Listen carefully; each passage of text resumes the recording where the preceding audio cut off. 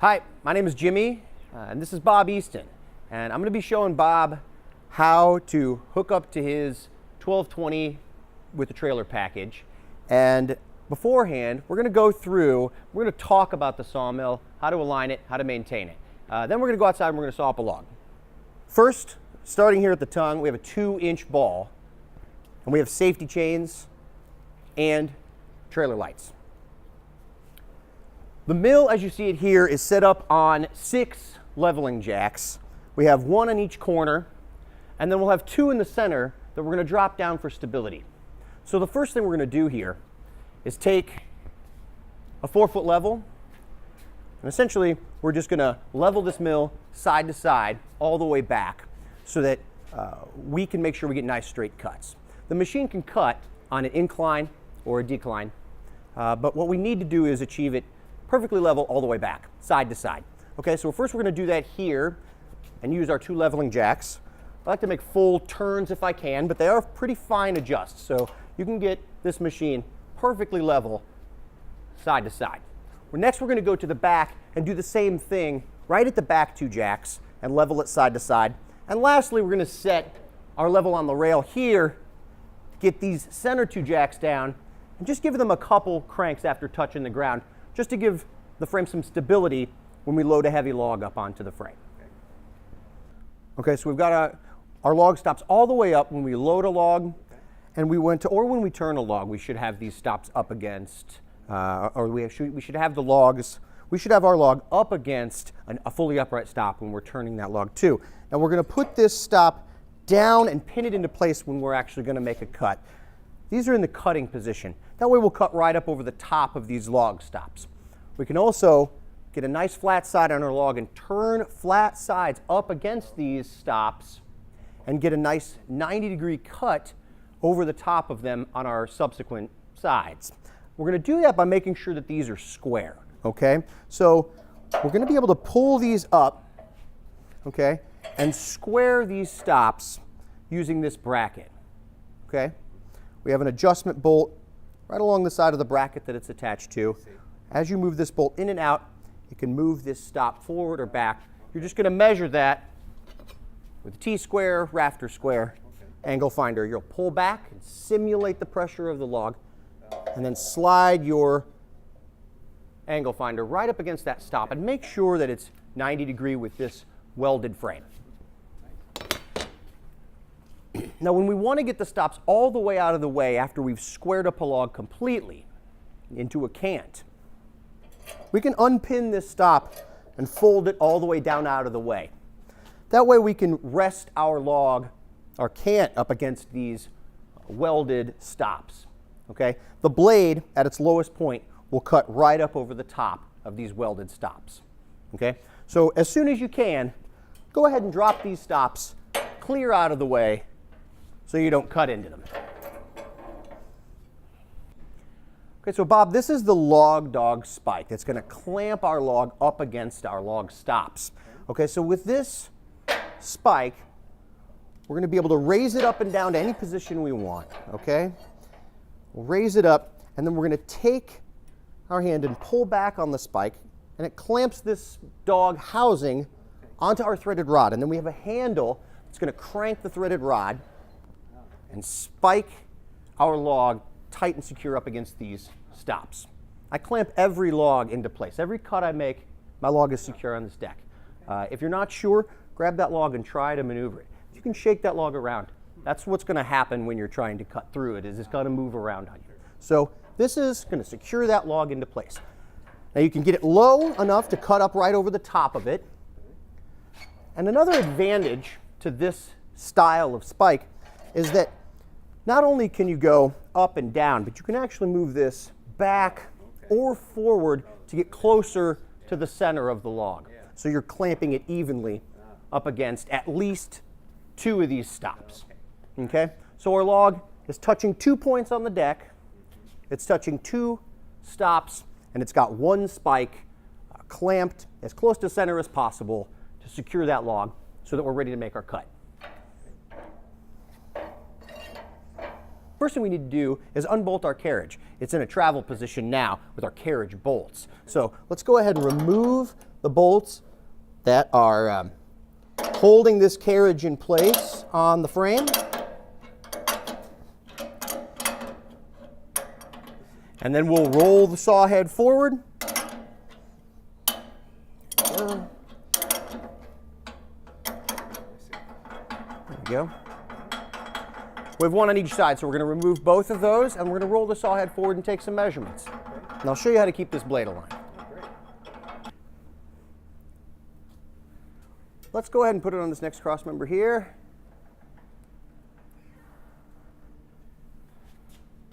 All right, Bob, so this is the tension screw for the saw blade, okay? So what it's going to do is it's going to take this idle wheel, which is bolted to a slide plate here, and pull it as we tension the tension screw, okay? So this is how we're achieving the tension on the blade. On this machine, pretty simple. Just line this red washer up with the red tape on this tension screw cup by turning the handle until our washer lines right up with that red line. That's going to give us the proper amount of tension on this spring and on that blade. Okay? So after we've got it nice and lined up, that is roughly 1,200 pounds of pressure on that blade. Okay, now that we have the tension on the blade, we are going to check the alignment. There's a couple things that we do here before this machine leaves our shop, right? That we want to make sure that you do too and check periodically, especially if you're getting wavy cuts. Sometimes that's the alignment that's out on either these big wheels here or these smaller guide roller wheels. So I want to show you what we do here so that way you can check this stuff at home. Okay, so first, let's focus on the big picture, the big wheels, and keeping this blade happy and aligned on these two big band wheels. The first thing we're going to do under the proper amount of tension is check the level of the wheel. Now I stick a torpedo level right to the front face of that wheel, and I check to make sure that bubble level is going to read the same as my frame.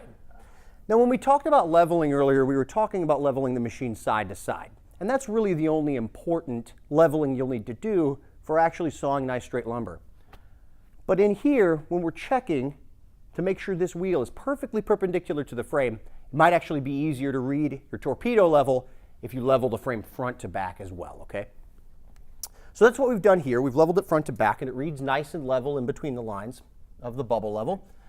And it does the same thing here on the wheel, okay? We're going to check the face of both wheels, okay? They need to match each other. If they don't, the adjustment for these band wheels is on the back side of the shaft, the rear end of the shaft that this wheel is bolted to, okay? So I want to take you around to the back of the machine and show you the up and down adjustment for this wheel. Okay, so in order to change the level of that wheel, we need to adjust the shaft that it's on with these two bolts here. Moving those up or down will tilt that wheel into level. Tilting our level as we run these up or down. Only small adjustments are needed on this.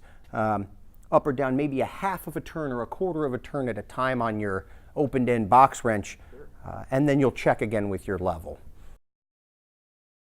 All right, Bob, so the other adjustment that we're going to make on this wheel is we want to make sure that now that the wheel is tilted properly, that we now have it towed properly so that the blade runs flush with the back of the wheel, okay? Now, I'm going to do that with two adjustment bolts at the back of the machine and tilt this wheel this way to make sure that my blade tracks properly. I'm not going to take a straight edge to check that. I'm really just going to feel the back of the blade and make sure that it's flush with the back of the wheel. If it's off, forward or backward, let's go ahead and make an adjustment at the back of the machine here. I need to move this shaft to the left or to the right, and I'm doing that with these two adjustment bolts, okay? Now, as I move those to the left, that shaft to the right, the blade's going to walk forward, and if I move the shaft in, the blade's going to walk back, okay? So again, small turns on these bolts as well, quarter of a turn or a half of a turn. Loosen on one side, tighten on the other, and then the blade is going to roll forward on the wheels. So, Bob, one last thing on these two big wheels before we move to the guide rollers. This isn't something you're going to be wrenching on all of the time. It's rare to get this thing out of alignment. eventually and gradually, one thing that will happen is the blade could change its tracking as the wheel belt wears down. So in this pulley, there is a belt that's been pried in there. It's a B56 V belt. It's been pried into this wheel, and it acts as a rubber tire for this wheel as the blade tracks. So over time, that gap closes between the blade and the wheel, wears down flat, and we'll need to eventually change these B56 wheel belts out of that wheel and roll some new ones in. Okay?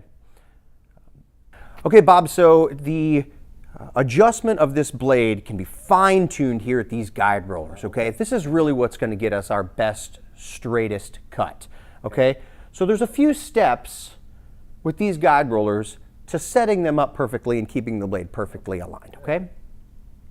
So let's crawl in here and we'll go through these steps and I'll show you exactly how to get these wheels aligned. Great. So now that we have the blade aligned on these wheels, we're going to focus on these guide rollers. Now there's three main things I do to these guide rollers, right? I take these wheels and I'm pushing them down on the blade. So there's actually pressure down on the blade in between these two guide rollers. We have this blade deflected down 1/8 of an inch. So the blade comes around these two big wheels and then it drops exactly 1/8 of an inch right here at these guide rollers and then comes back up. Okay, so that's step one, is we want to take these wheels and push them down 1/8 of an inch. Okay, step two that we're going to talk about is taking the flange on the backs of these guide roller wheels and keeping them back behind the blade 1/8 of an inch. They shouldn't be pushing up against the blade the entire time we're trying to make a cut. Okay, that can give us bad cuts, wavy cuts. It can also break blades. Step three is that we're going to make sure that in the process of getting the deflection down onto this blade, that we didn't get this blade out of level with our frame and with our wheel. So lastly, we're going to balance a level on a tooth that's pointed down on the sawmill, of course, on the blade. We're going to balance that level and make sure that shows me the same reading as my rail and my wheel here. Okay. So, so I guess what I'm planning on doing next is showing each of those three adjustments one at a time. Okay.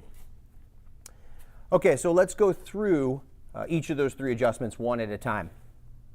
First, the only way to get this flange, I talked about that second, so I should do that second. Okay, let me start over.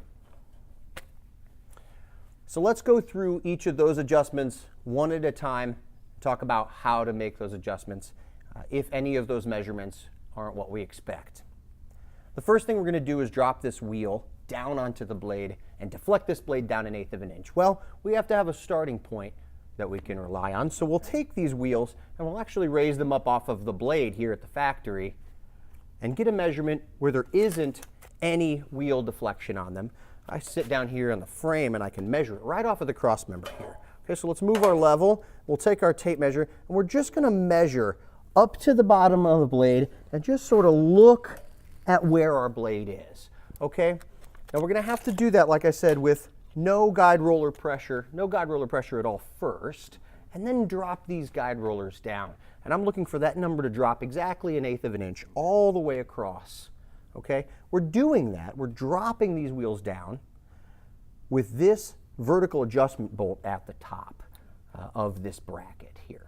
So it goes through the block mount, pushes on the block, and then takes this guide roller and deflects the blade down. Okay, now there's a bolt holding the block to the block mount. You might have to loosen just a little bit to push that down and get that to move nice and smoothly. Lock it back down, just snug it by hand, and then take a measurement and make sure you're the same all the way across. Okay, we want these two wheels working together to achieve that 1/8 of an inch, not just one or the other. Okay. Step two is we're going to make sure that this flange isn't, again, grinding up against the back of this blade constantly. It's back there as a safety precaution, okay?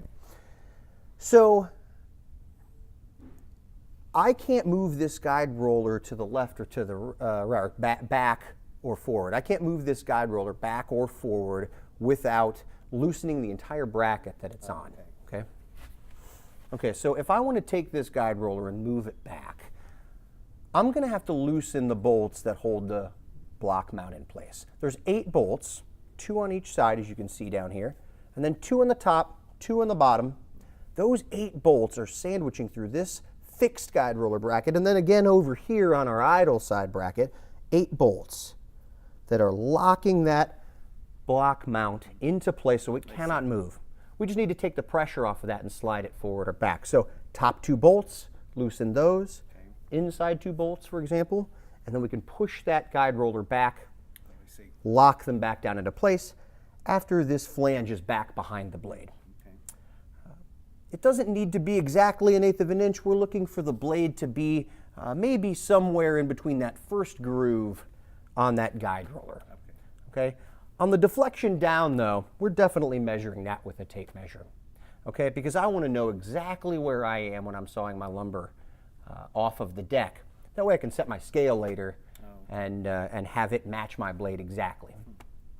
So if we're down 1/8 of an inch, and now we're back 1/8 of an inch, the last thing we have to check on these guide rollers, again, is to make sure that I didn't tilt this blade out of level when I set my wheel down on the blade, okay? And so what we're going to do is we can actually change, and I'll show you here, we can actually change the level of the blade by tilting this wheel like so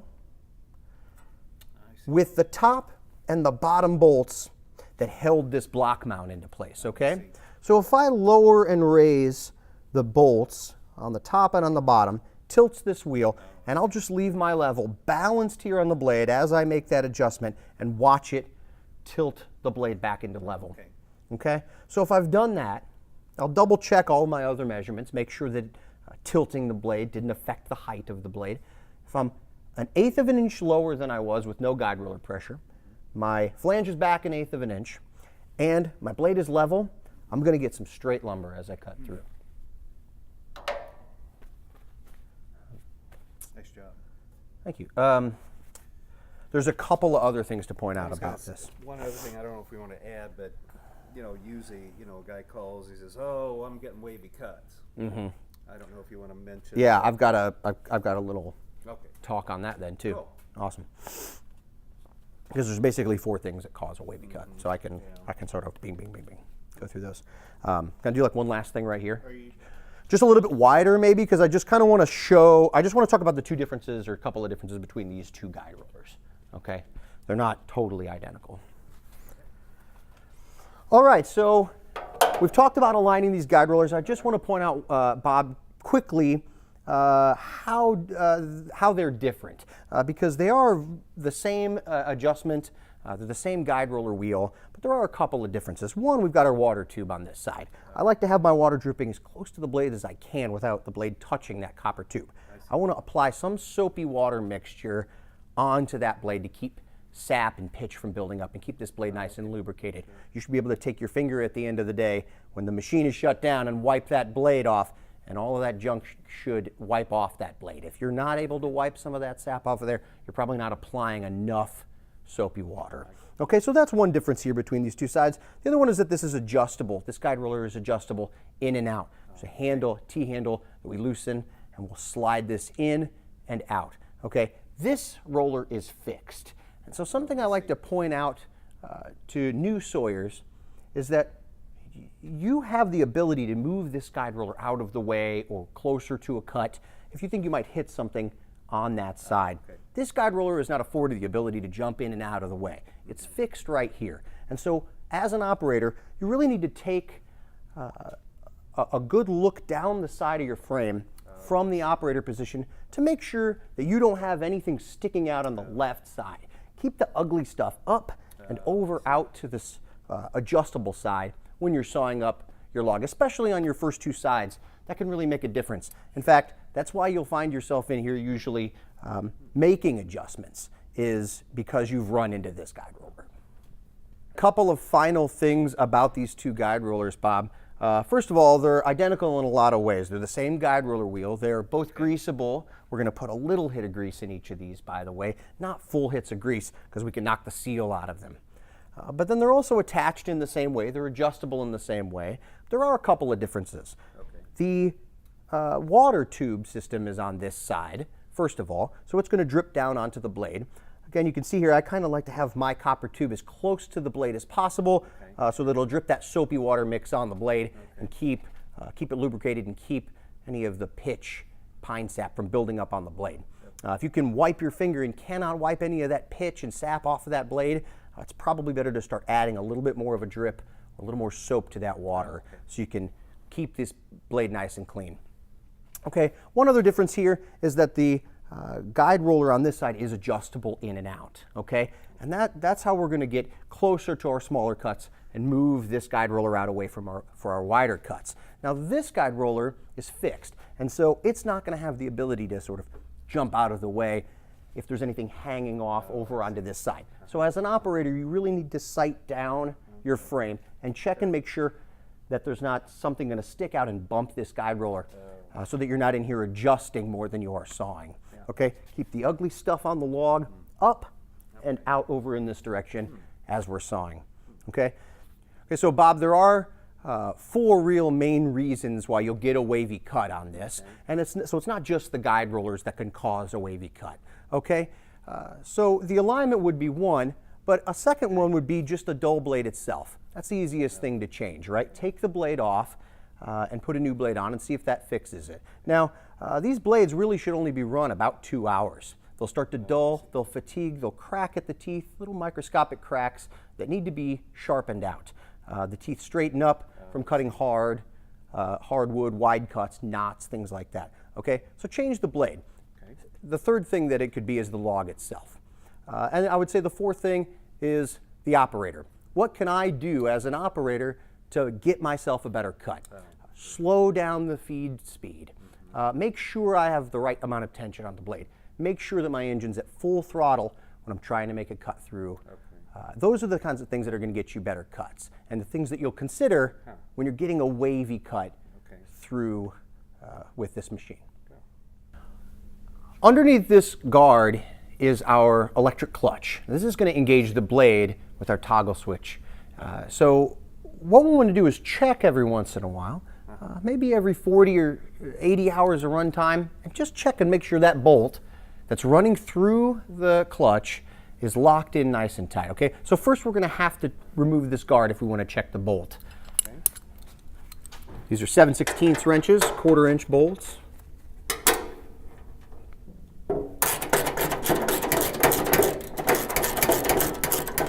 We're just going to get a torque wrench and check the torque on this front bolt.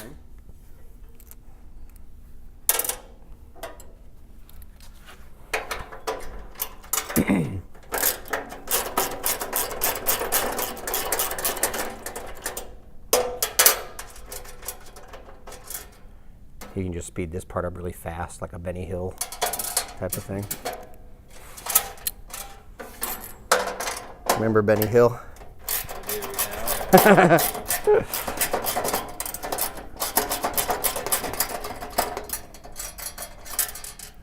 Try not to touch the battery with your wrenches.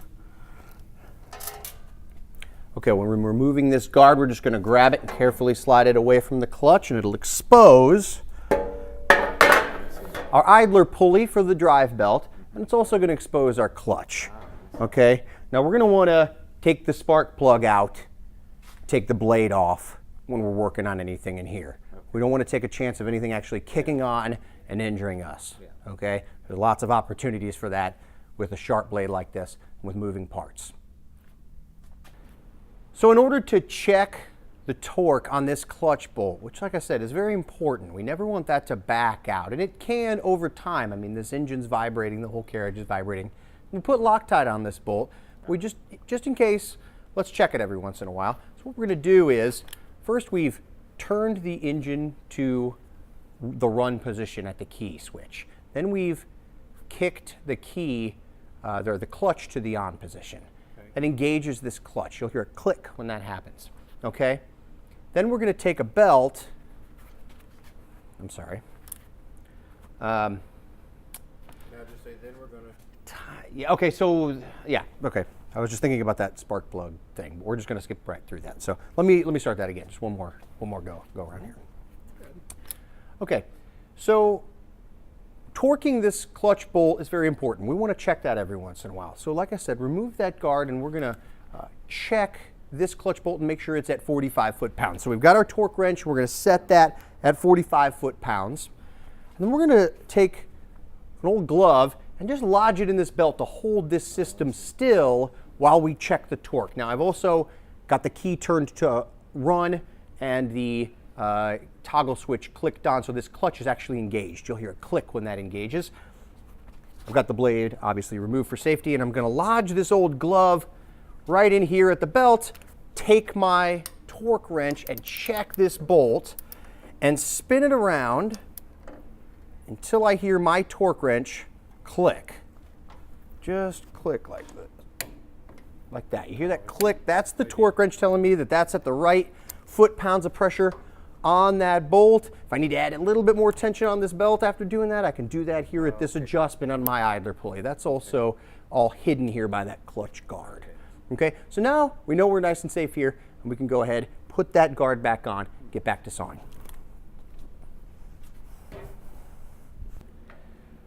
So Bob, there's a couple things as we move back to the back of the machine I'd like to point out to you quickly before we get outside and start sawing.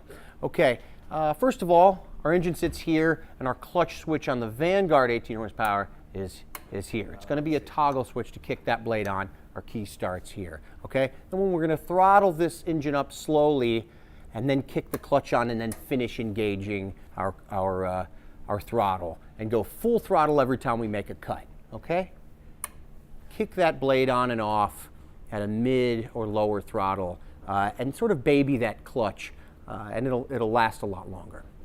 Okay, also back here, something to notice is that we crank the saw head up and down, the blade up and down, using a gearbox and a handle. Okay, it's attached to a chain and it's spinning on this shaft across the top. So the first thing I want to point out is that the shaft that is spinning at the top as we crank it up and down has a couple of set screws all along the sides of it, okay? A couple on each of the sprockets. One out here, and then there's actually sprockets on the insides of the tubes with a chain running around it as it's moving up and down, okay? And so we want to check those set screws up inside the top of this tube and here on this sprocket. Also, the couple of grease points that are up here. There are these 2-bolt pillow block bearings. There's a grease zerk on those. We can check that. Give that a squirt of grease every 40 hours or so as well. Every 40 hours or so on checking those set screws as well. All right, so when we're cranking this gearbox up and down, we're looking at our scale over here on the side right in front of us as the operator.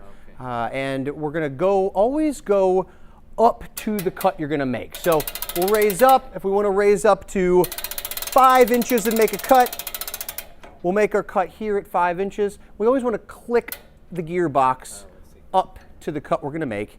And then we'll take our handle here, which can be disengaged to push the saw head through the cut, or engaged to actually crank the saw head through the cut using this aircraft cable and pulley system that we have rigged to the frame and to the head. So I can actually crank this saw head through the cut to actually achieve that, okay? If I want to then make my next cut, I'll raise up over the board I just cut, safely up over the board I cut. I'll usually disengage this handle for return and pull this head back to me. Otherwise, this handle is spinning around about head level when I'm pulling that head back. So I'll disengage the handle and then lower the blade down to the next cut I want to make according to my scale, and then again click up to the cut that I want to make. If I want to make my next cut 1.5 inches lower, I'll use that scale to determine that, click up to the cut I want to make, and then again crank through the cut. Okay, so my scale is helping me here. Now this is a magnetic strip stuck to the side of the machine. So we are going to have to place that scale in the appropriate location according to the indicator. So what I want to do is I want this indicator to tell me where the blade height is off of the deck. So I'll simply take my blade, put it over the deck like we had it when we were checking the guide rollers, and we're going to measure up to the blade with a tape measure, and then just simply set our scale where our tape measure tells us the blade is. Okay?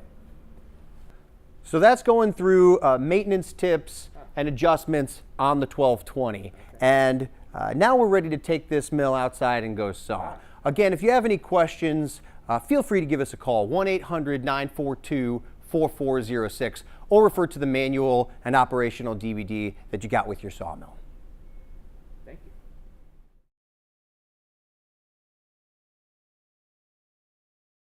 Okay, so we've dragged the mill outside. We've got it set up here in front of this log, so we're going to get the log and load it up onto the deck, okay? So we've got our ramps set up, and they are adjustable. You can slide those to different locations on the track. The same with our winch, and that's how we're going to load this log up. We're going to get a battery, hook it up to this winch, and then take our winch and wrap it around the log and winch it up these ramps onto the deck, and then we can secure the log into place and get to sawing. Okay, so let's take a cant hook here, and we're going to roll this log over to the ramps, and then we're going to work the winch around the log and winch it up. Roll it up this way. Here, let me just get my side. We're going to work up against that ramp. Okay, right there. Now we've got the log over as close to the ramps as we can get it, and we're going to use the winch to get it the rest of the way up onto the machine, okay? All right, so what we're going to do is take the winch, which is free spooled right now so that I can pull the cable out of the winch. Okay. I'm going to wrap it around the log over the top under the log, and then reattach it back at the winch on this clip. And then we can operate the winch and pull the log up the ramps. It's important to go up over the top. If you go underneath, you're fighting the direction that you're trying to roll the log up. So again, we're going to go under, just like that, feed it underneath there, or you might have to roll the log over onto the cable to get this out the other side. But it's nice to have a winch that you can load that up onto. So again, we'll free spool that winch, pull out as much as we need, clip the winch cable to the winch itself, and now we're ready to winch this up onto the frame. Okay, so I've taken the winch off of free spool, and now I'm going to use my winch controller plugged into my winch controller box here, and I'm going to be able to operate my winch. I'm going to pull down on the toggle switch. It's going to start tightening this winch here, and then pulling my log up.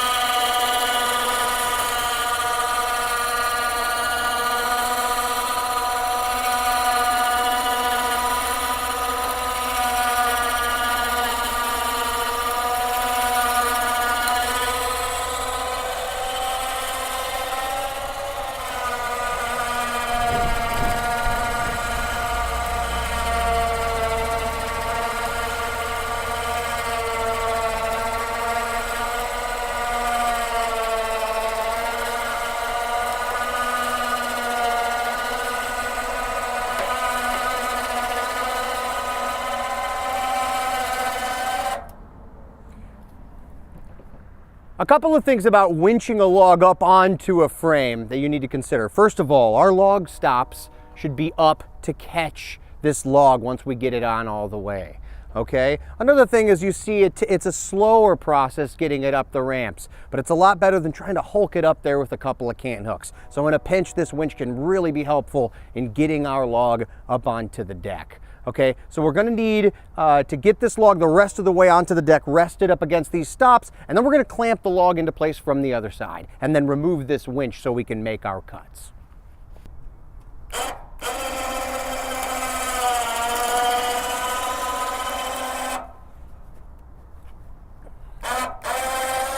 Maybe use a cant hook, actually the orange cant hook there. Yeah.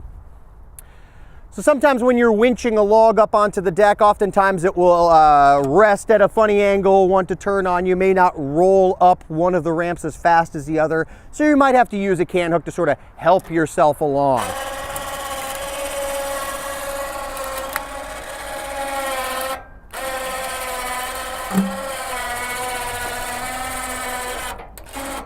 So I'll take a little bit of tension off of this winch now that I've got my log in place. I'm going to unhook the clip after I clamp the log into place up against these stops.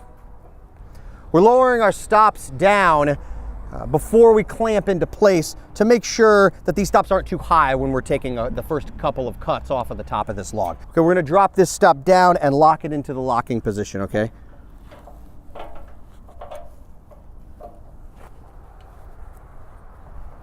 We're going to do that with all of our stops. So we're going to take our spike We're gonna raise it up to a height that we can use it at, lower again than the blade so we don't cut into it. Move the spike up near the log. Make sure the log is as close to the stops as you can get it. And then start turning the handle here and cranking it until the spike embeds itself in the log and then starts to push itself up against those stops.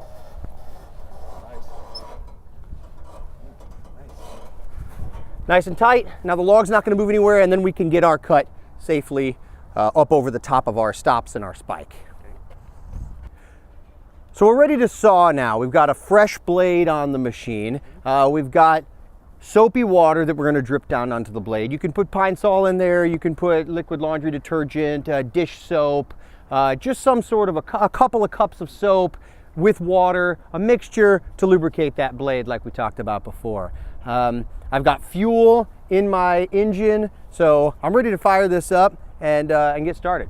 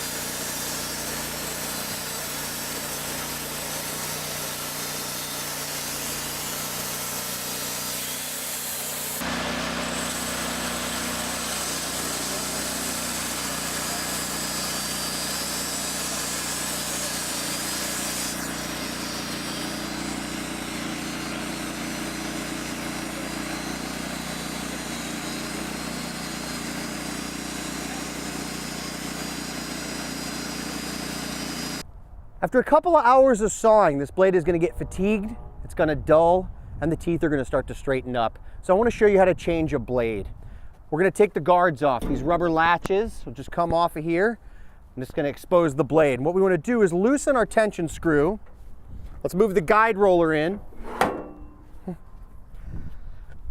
We'll loosen our tension screw, back the tension all the way off till it loosens up completely.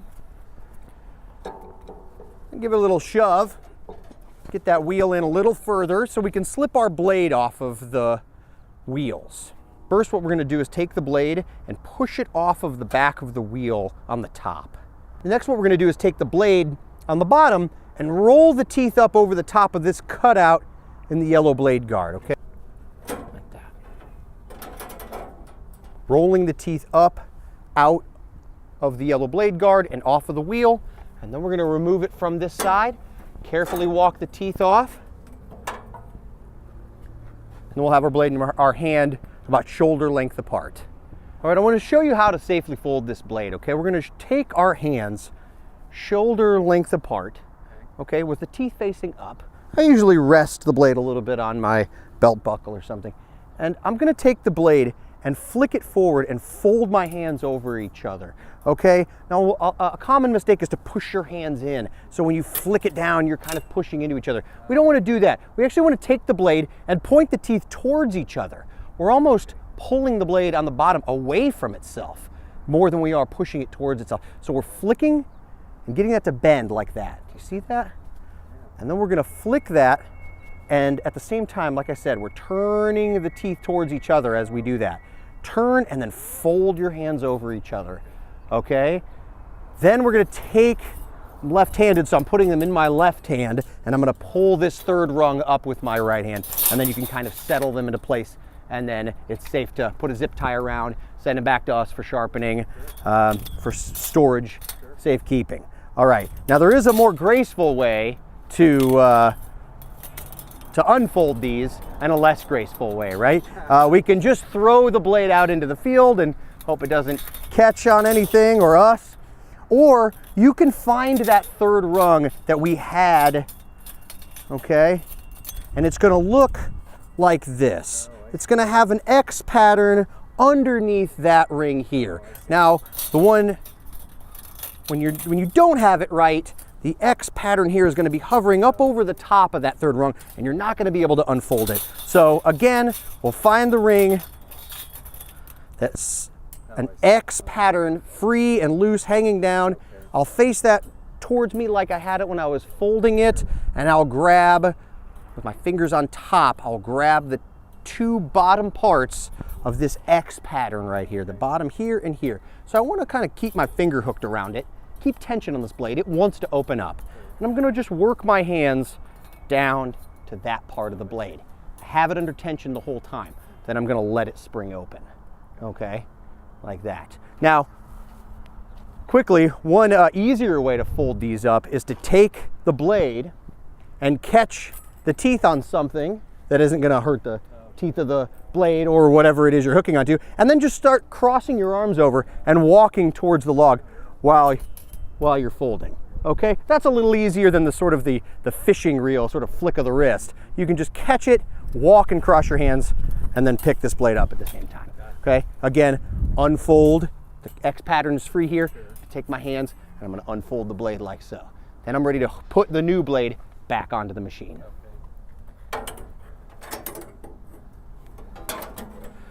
What do you think, John?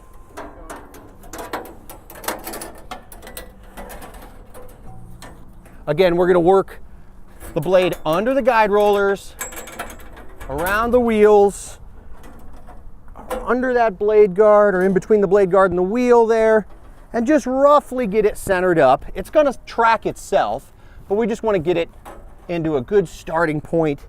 Make sure our blade's not caught on anything under here that it's not supposed to be caught on.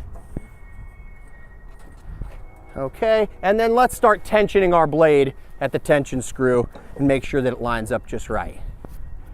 Sometimes it'll snag a little bit on the guide roller flanges. We'll just help them out by pulling that blade out. And then after I tension this blade up, I can actually spin it by hand, and I'll show you that.